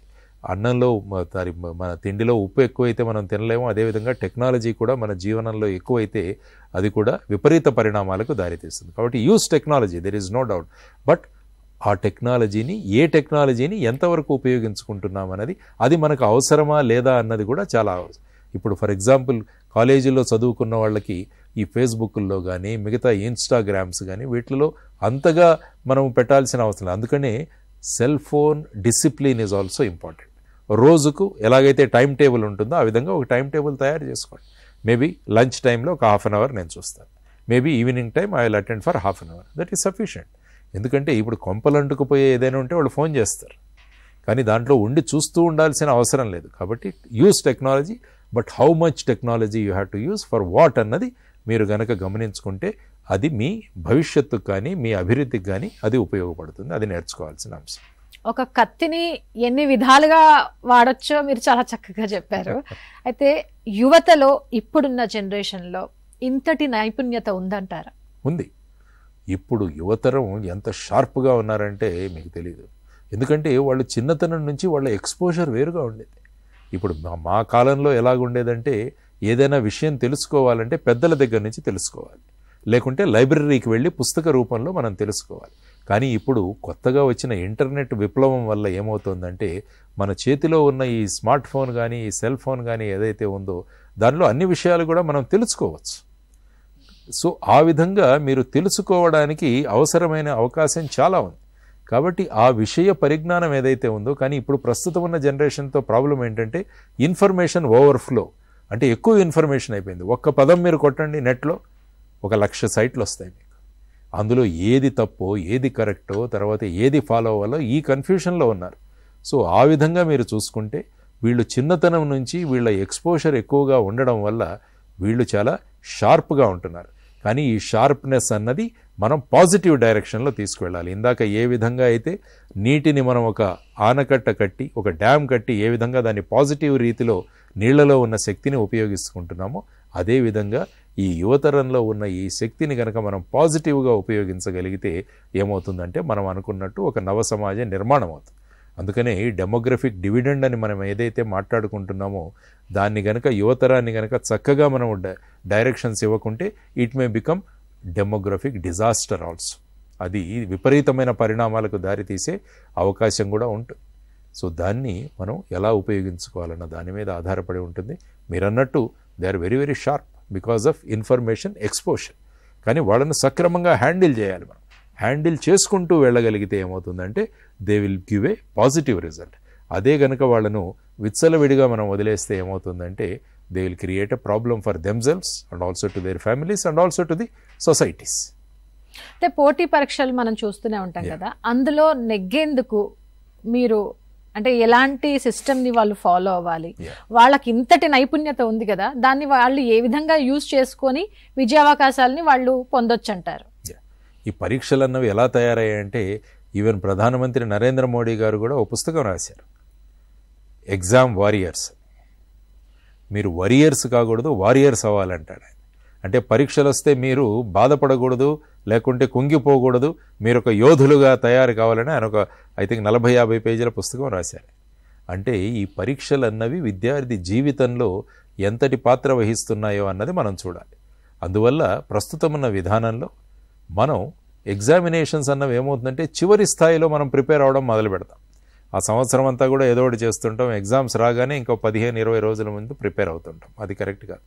ఎప్పుడు కూడా మన ప్రిపరేషన్ అన్నది మొదటి నుంచి గనక మీరు చేసుకోగలిగితే ఏ రోజు పాఠాలు ఆ రోజు రివైజ్ చేసుకోవడం, తరువాత ముఖ్యంగా క్లాసెస్లో కాన్సన్ట్రేషన్తో వినేవాళ్ళ సంఖ్య కూడా తగ్గిపోయింది ఈ మధ్యలో. టీచర్లు చెబుతున్నప్పుడు కాన్సన్ట్రేషన్తో చూడడం, మళ్ళీ చూసుకుందాంలే, లేకుంటే మన దగ్గర నెట్ ఉంది కదా, లేకుంటే ఆ అకాడమీ వాళ్ళది ఉంది కదా అని అనుకొని క్లాస్ రూమ్లో కాన్సన్ట్రేట్ చేయట్లేదు చాలామంది విద్యార్థులు. అందువల్ల ఈ భయాలు కానీ ఈ పరీక్షల నుంచి వెళ్ళాలంటే క్లాస్ రూమ్లో కాన్సన్ట్రేట్ చేయండి. నేను ఎప్పుడూ చెప్తాను, ఏ పని చేస్తుంటే ఆ పనిలో మీకు 100% దాంట్లో కాన్సన్ట్రేట్ చేయండి. క్లాస్లో ఉన్నాం, పాఠం చెబుతున్నారు మాస్టర్, కాబట్టి దాని మీద కాన్సన్ట్రేట్ చేయండి. రేపు ఆడుతున్నాం, దానికిలో 100% మీరు ఆటలో కాన్సన్ట్రేట్ చేయండి.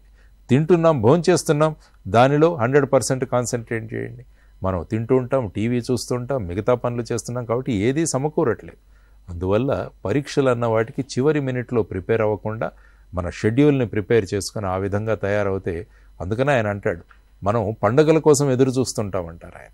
నరేంద్ర మోడీ గారి పుస్తకంలో రాశారు ఆయన, మనం పండుగల కోసం ఎదురు చూస్తుంటాం, అదేవిధంగా పరీక్షల కోసం కూడా ఎదురు చూడాలి అంటాడు.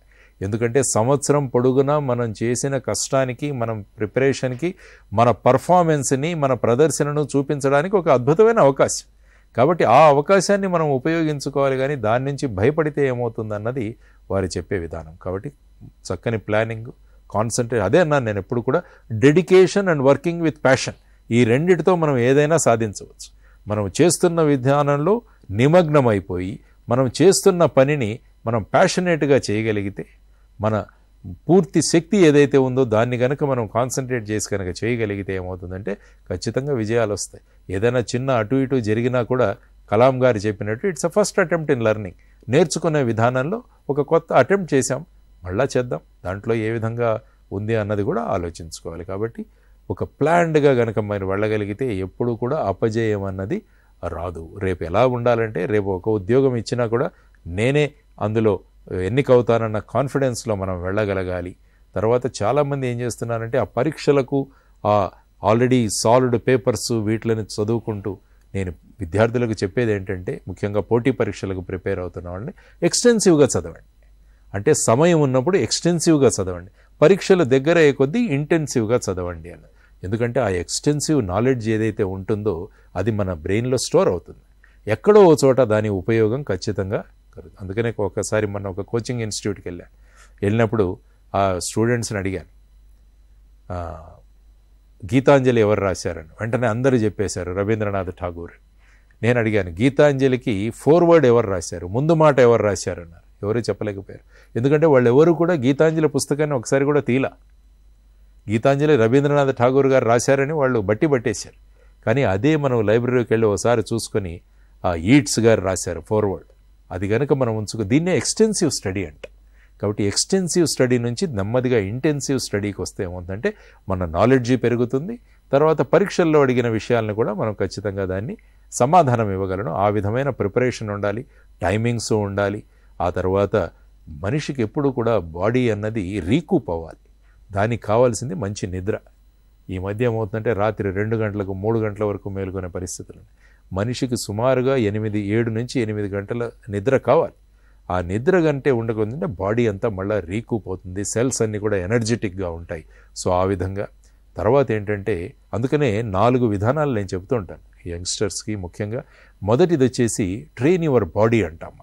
అంటే ఎప్పుడు కూడా మనం ఫిజికల్గా ఫిట్ ఉండాలి. దానికోసం కనీసం రోజుకు ఒక 45 నిమిషాలు మీరు ఏదో ఒక వ్యాయామానికి మీరు సమయం కేటాయించండి. రెండవది ట్రైన్ యువర్ మైండ్. అంటే బాడీని ట్రైన్ చేసినంత మాత్రాన సరిపోదు, మైండ్ని కూడా ట్రైన్ చేయాలి. ఎందుకంటే మైండ్ ఎటేటో వెళ్ళిపోతుంటుంది. దీన్ని కనుక ఒక చోటున కూర్చోబెట్టడం అన్నది కూడా చాలా ముఖ్యమైన విషయం. దానికోసం ఏం చేయాలంటే యోగా ఆర్ ప్రాణాయామ, ఈ 2 చాలా ముఖ్యమైన అంశాలు. దానికి కూడా 20-25 నిమిషాలు పడుతుంది, దాంట్లో పెద్ద సందర్భం. నెక్స్ట్ 3వ ముఖ్యమైన విషయం ఏంటంటే ట్రైన్ యువర్ వర్డ్. అంటే మీరు ఏ విధంగా మాట్లాడతారన్న దానికి కూడా ట్రైనింగ్ ఇచ్చుకోవాలి మీరు. చాలామంది ఏంటంటే కమ్యూనికేషన్లో దెబ్బతింటుంటారు, చాలామంది మాట్లాడలేరు సరిగా. దానివల్ల ఏమంటే వాళ్ళకున్న ఆపర్చునిటీస్ పోగొట్టుకుంటుంటారు. అందువల్ల ట్రైన్ యువర్ వర్డ్. దానికోసం ఏం చేయాలంటే పుస్తకాలు చదవాలి. అంటే మన పాఠ్య పుస్తకాలతో పాటు ఇతర పుస్తకాలు కూడా చదవాలి. ట్రైన్ యువర్ మైండ్ సెట్ అంటారు, థాట్ ప్రాసెస్.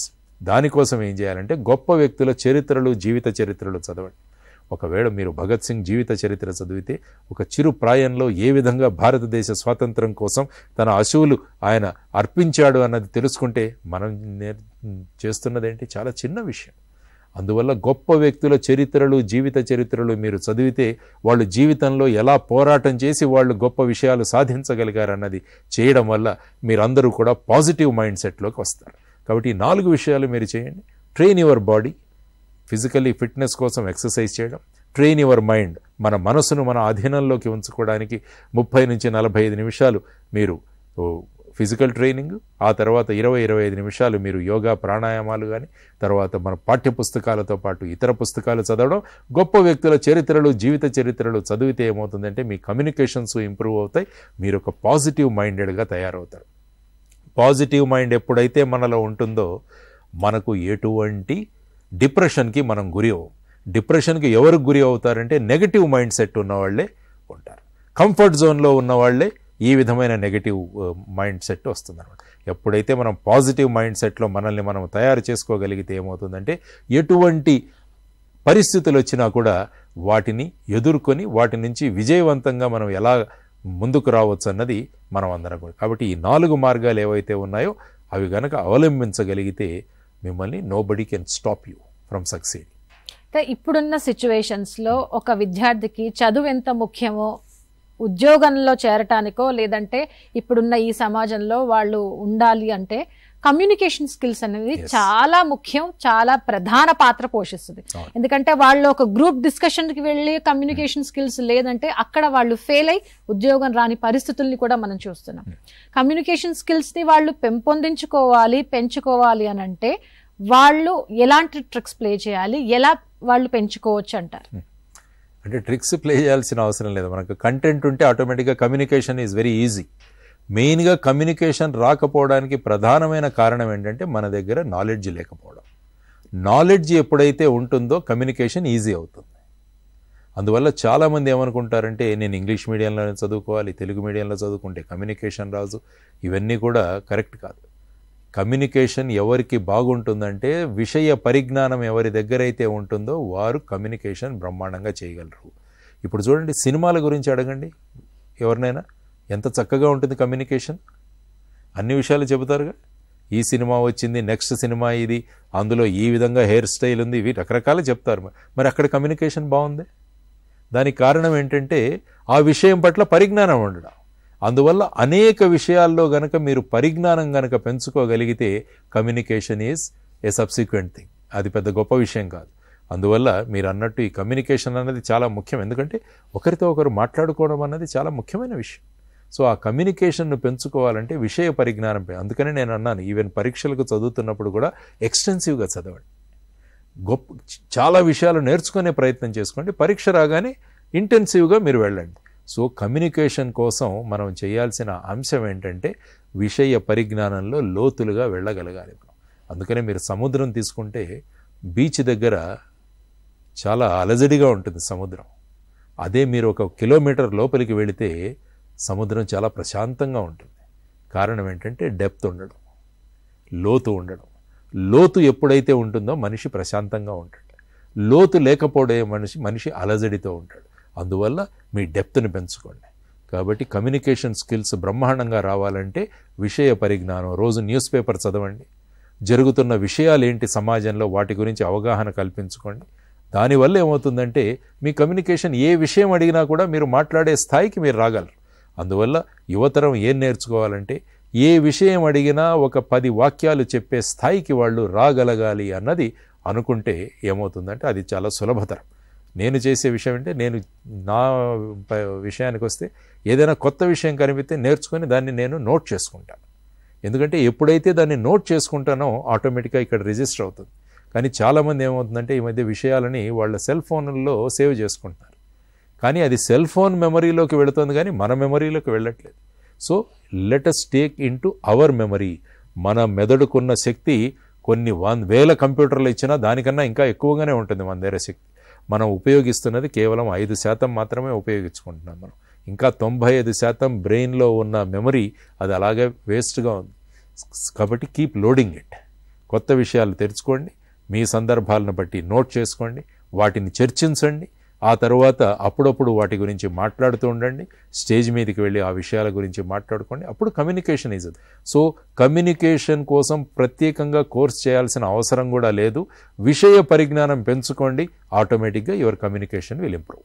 అంటే ఒక విద్యార్థి ఒక అంశాన్ని చదివినప్పుడు ఆ చదువు వరకే, ఆ పుస్తకంలో ఉన్నంత వరకే కాకుండా దాన్ని ఒక విజువలైజ్ చేసి మన మెదడులోకి ఎక్కించడం ద్వారా అది ఎక్కువ కాలం గుర్తుంటుంది కదా, ఏమంటారు? డెఫినెట్గా అది టీచర్స్ బాధ్యత. టీచర్స్ బాధ్యత కేవలం పాఠ్యపుస్తకాల్లో ఉన్నది విద్యార్థుల బ్రెయిన్లో ఎక్కించడం కాదు.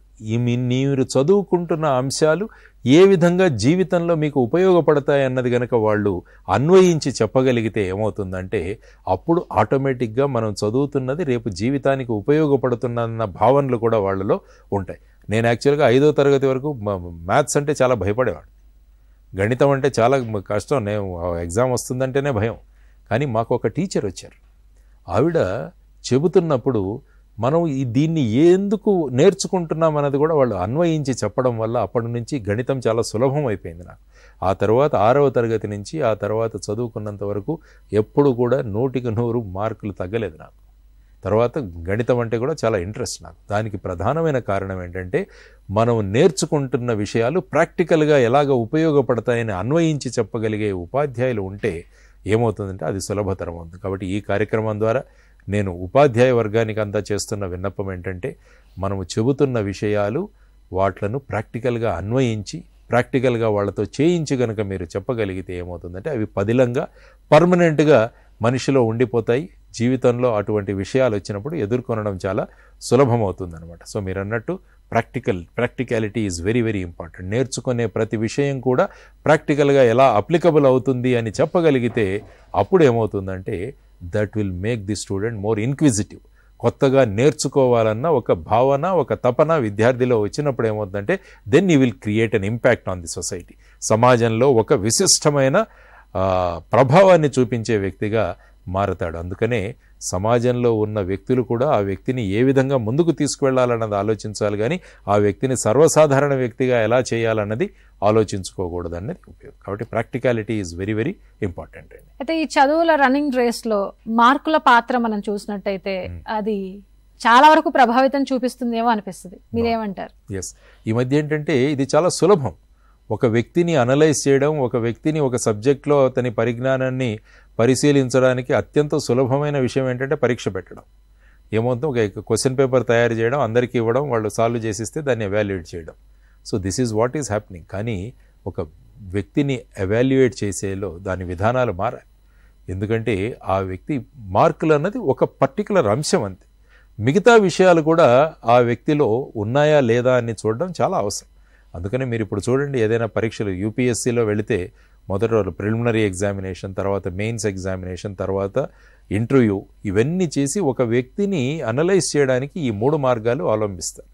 అదేవిధంగా ఈవెన్ పాఠ్యాంశాల్లో కూడా మీరు ఒక వ్యక్తిని ఏ విధంగా అనలైజ్ చేయాలంటే ఆ వ్యక్తి మొదలుపెట్టినప్పుడు ఏ విధంగా ఉన్నాడు, ఆ వ్యక్తి ఒక ఫిజికల్గా ఏ విధంగా ఇంప్రూవ్ అయ్యాడు, ఇంటలెక్చువల్గా ఏ విధంగా ఇంప్రూవ్ అయ్యాడు, తర్వాత సామాజిక పరంగా కూడా ఏ విధంగా ఈ చదువు అతనికి ఉపయోగపడింది, ఆ తరువాత వచ్చేసి రేపు సమాజంలో ఏ విధంగా తన పరిజ్ఞానాన్ని వినియోగించగలడు అన్న ఈ రకరకాల అంశాలని కనుక అనలైజ్ చేసే విధంగా మనం కనుక ఎగ్జామినేషన్ సిస్టమ్ని తయారు చేయగలిగితే ఏమవుతుందంటే ఈవెన్ సైకలాజికల్ టెస్ట్ ఆల్సో ఇవన్నీ కలిపి, కానీ ఏదేంటంటే చాలా కష్టతరమైన విషయం. ఎందుకంటే లక్షలాది మంది విద్యార్థులు ఉంటారు, వీళ్ళందరినీ ప్రతి ఒక్కరిని అనలైజ్ చేసుకుంటూ కూర్చుంటే ఏమవుతుందంటే సమయం సరిపోదన్న ధోరణిలో ఈ పరీక్షలు మార్కులు అన్నవి సులభతరం అయిపోయింది ఈ మధ్యలో.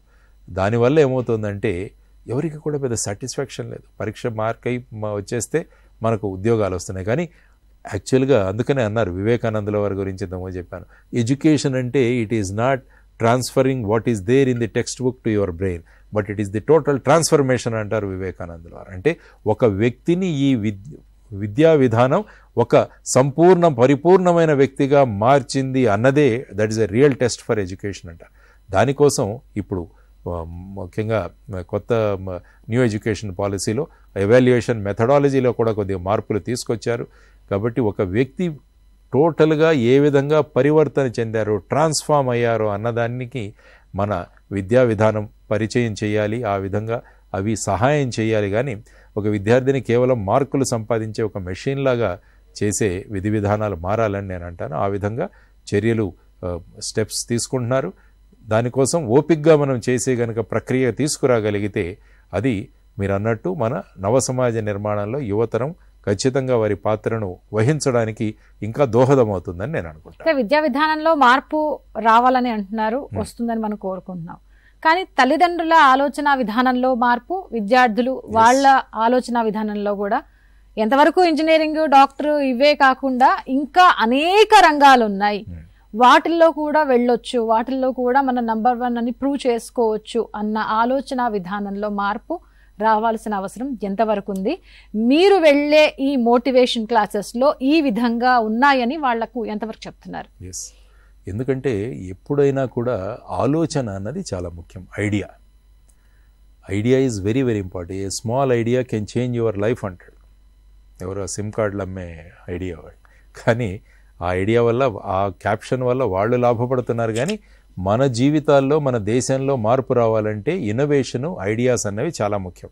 అందుకని ఈ కార్యక్రమం ద్వారా యువతరానికి నేను చెప్తున్న విషయం ఏంటంటే కొత్తగా ఆలోచించండి, కొత్త విషయాల గురించి తెలుసుకోండి, కొత్త విషయాలు తెలుసుకొని ఆ విషయాల్లో మనం ఏమైనా చేయగలమా. అందుకని ఇప్పుడు స్టార్టప్స్ అని వస్తున్నాయి ఈ మధ్యలో. It's a good thing. అంటే ఒక ఆలోచనను తీసుకొని దాన్ని ఏ విధంగా మనం ముందుకు తీసుకువెళ్ళి ప్రజల జనజీవనంలో ఇవి ఏ విధంగా ఉపయోగపడతాయి అన్న దానికి ఒక, ఫర్ ఎగ్జాంపుల్ మీరు తీసుకుంటే నేను ఇంతకుముందే ఉదాహరించాను, ఓలా, ఊబర్, తర్వాత మీ ఫోన్పే, తర్వాత ఈ రెడ్ బస్, ఈ స్విగ్గీ, జొమాటో, ఇవన్నీ కూడా స్టార్టప్సే ఇవన్నీ. సో అవన్నీ కూడా ఏం చేశారంటే ఒక ఐడియాని తీసుకొని దాన్ని ఏ విధంగా కస్టమర్ దగ్గరికి తీసుకురావాలంటే కొన్ని సంస్థలే ఇప్పుడు నడుస్తున్నాయి. 100,000 కోట్లతో ఆ సంస్థలు నడుస్తున్నాయి. దానికి మూలం ఏంటి? ఒక ఐడియా. అందువల్ల ఎప్పుడైనా యువతరం ఎప్పుడు కూడా ఈ ఉద్యోగాలు వీటి గురించి ఆలోచించకుండా ఎంటర్‌ప్రెన్యూర్‌షిప్ అన్నది చాలా ముఖ్యమైన విషయం. అంటే నేను ఉద్యోగం కాదు, నేను ఉద్యోగాలు ఇస్తానన్న స్థాయికి ఆలోచించే తత్వం మనలో ఉండాలి. దానికోసం ఏం చేయాలంటే ఈ విధమైన ఎంటర్‌ప్రెన్యూర్‌షిప్ ఐడియాస్ మనలో రావాలి. దానికి మూలం ఏంటంటే కొత్త ఆలోచన. మిగతా దేశాలు ఎందుకు ముందుకు వెళుతున్నాయంటే ఇన్నోవేషన్లో ముందుకు వెళుతున్నాయి కాబట్టి ఆ దేశాలు బ్రహ్మాండంగా ఆర్థికంగా కూడా ప్రగతి దిశలో వెళుతున్నాయి. Economically they are progressing because those people start thinking. ఇప్పుడు అమెరికా తీసుకుంటే 18 సంవత్సరాల తర్వాత they have to be on their own. అప్పుడు ఏంటంటే మనిషి కొత్తగా ఆలోచిస్తాడు. ఇక్కడ ఏంటంటే 2-3 తరాల వరకు కూడా చూసుకునే విధంగా మన విధానాలు ఇక్కడ మనం ఆలోచిస్తాం. మన పిల్లలు, మనవరాళ్ళు వీళ్ళు ఎలాగా ఉంటారని చెప్పేసి ఈ ఆస్తులు వాళ్ళ కోసం సమకూర్చాలన్న దీంట్లోనే ముందుకు వెళుతున్నాం. కానీ వాళ్ళను ఆలోచించే తత్వాలు గనక వాళ్ళలో పెట్టగలిగితే, అందుకనే యువతరం స్టార్టప్కి చాలా అవకాశాలు ఉన్నాయి. మీరు అందరూ స్టడీ చేయండి స్టార్టప్స్ గురించి, ఏ విధంగా స్టార్టప్ వ్యవస్థ పెట్టాలి, ఏ విధంగా బ్యాంకులు, తర్వాత ప్రభుత్వాలు మీకు ఏ విధంగా సహాయం చేస్తాయి. ఇంకా ముఖ్యంగా మీరు గ్రామాలలో గనక చిన్న చిన్న పరిశ్రమలు ఏర్పాటు చేయగలిగితే అక్కడ కూడా బ్రహ్మాండంగా మీరు ఉద్యోగాలు సృష్టించవచ్చు. కాబట్టి ఉద్యోగాలు సృష్టించే దిశగా యువతరం ఆలోచిస్తే అప్పుడు ఏమవుతుందంటే ఒక నవ సమాజ నిర్మాణం అవుతుంది అన్నది మనం నేర్చుకోవాలి. అందువల్ల ముఖ్యంగా ఫుడ్ ప్రాసెసింగ్ ఇండస్ట్రీస్, అందువల్ల వ్యవసాయం ఏ రకంగా జరుగుతుందో చదవండి. వ్యవసాయ ఉత్పత్తులను మనం ఏ విధంగా ఉపయోగిస్తున్నామో చూడండి. ఈ వ్యవసాయ ఉత్పత్తులకు మనం వాల్యూ అడిషన్ చేయగలమా, ప్రాసెసింగ్ చేయగలమా, దాని ద్వారా చిన్న చిన్న కుటీర పరిశ్రమలు ఏర్పాటు చేయగలమా గ్రామాల్లో, వీటి గురించి ఆలోచించాల్సిన అవసరం కూడా చాలా ఉంది. సో ఈ విధంగా అందుకనే అన్నారు, the only nation that is going to survive in future is innovation అంటారు. Imagination is the only nation that is going to survive in the days to come అంటారు. కాబట్టి ఇమాజినేషన్ అంటే కొత్తగా ఆలోచించే తత్వం, ఆ విధంగా కలలు కనడం, ఇవన్నీ కూడా చాలా ముఖ్యమైన విషయాలు. అది ఎప్పుడైతే చేయగలమో అప్పుడు ఎంటర్‌ప్రెన్యూర్‌షిప్‌గా దిశగా వెళుతుంది. దీనికి ప్రభుత్వాలు కూడా సహకరించాలి. ప్రభుత్వాలు వీలైనంత విధంగా ఇటువంటి కొత్త ఆలోచనలు చేసేవారికి, ఎందుకంటే కొత్త ఆలోచనలు వచ్చినప్పుడు దానికి ఆర్థికంగా కొంత బలం కావాలి, దాన్ని ఇంప్లిమెంట్ చేయడానికి ఆర్థికంగా కొంత శక్తి కావాలి. దానికోసం ఈ స్టార్టప్ ఇండియా ఏదైతే వచ్చిందో దాన్ని ఇంకా బలోపేతం చేసి ఇటువంటి ఐడియాస్ను కనుక చేయగలిగితే, 2-3 మేజర్ ఇన్నోవేషన్స్ కనుక మనం దేశం కోసం తీసుకురాగలిగితే ఏమవుతుందంటే then economically the nation will progress. So ఆ విధమైన ఆలోచనలు యువతరం చేయాలి. ఉద్యోగం కాదు, ఉద్యోగాలు ఇచ్చే స్థాయికి నేను ఎదుగుతానన్న భావనలతో మీరు ముందుకు రావాలి. రైట్ అండి, thanks for joining with us. Right, thank you, నమస్కారం. ఇది నవ సమాజ నిర్మాణంలో యువత భాగస్వామ్యం అనే అంశంపై జేడి లక్ష్మీనారాయణ గారితో స్పెషల్ ఇంటర్వ్యూ. చూస్తూనే ఉండండి TSAT.